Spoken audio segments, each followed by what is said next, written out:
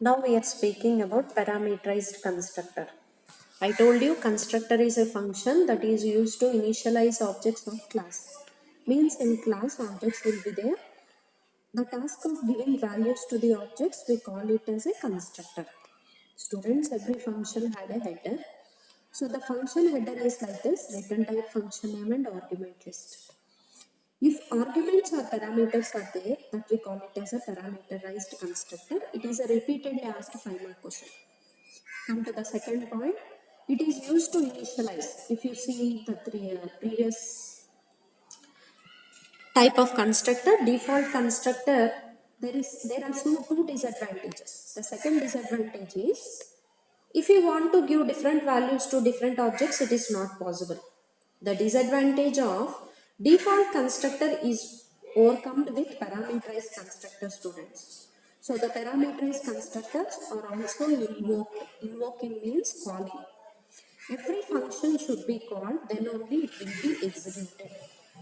Whenever objects with arguments are created. If objects without arguments are there, then we will call default constructor. Objects with arguments are there, then we call it a parameterized constructor to give values to the objects. You can see the syntax. If you observe test of int p comma int q, these are the arguments. Test is the constructor name. If you observe clearly in the starting, class test. So class name also test, function name also test. So we can say that it is a constructor because constructor name and class name is same. If you observe, return type is not there under public section. In the brackets, you can observe two arguments are there. Whereas for the same example in default constructor, you will see no arguments. If you see inside the body, x is equal to p, y is equal to q, means we are giving values to x and y. Now you see parameterized constructor here, the same one repeated once again. Parameterized constructor has some of the following features. Overloaded. I told you overloading means number of arguments and type of arguments will be different, but the function name is same. We studied it in the 7th chapter. Now, for an object created with one argument, if one argument is there, we will call one argument constructor. And the default arguments, default values means automatically it will take some set of values. Come to the second one, invoking constructor. I told every function should be called. Students, there are 3 methods to call that function. I told you constructor is a function.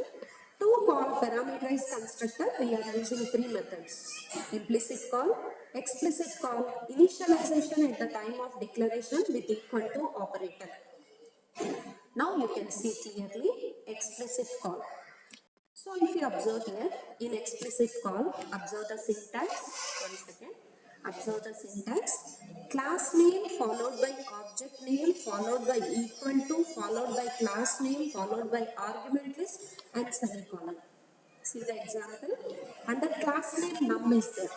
And under object name obj is there. Equal to is followed. Now under class name again num is there. In arguments place 10 comma 2 is there, students. So this is the statement that is passed to call the function. If you observe clearly, we are passing arguments. 10 comma 2 are the arguments. Come to the implicit call, see the syntax and example. The difference, if you observe clearly, both the syntaxes are same, but equal to is there in the first method, equal to is not there in the second method. Come to the third one, initialization. Observe the 3 methods, students. Observe the third method syntax.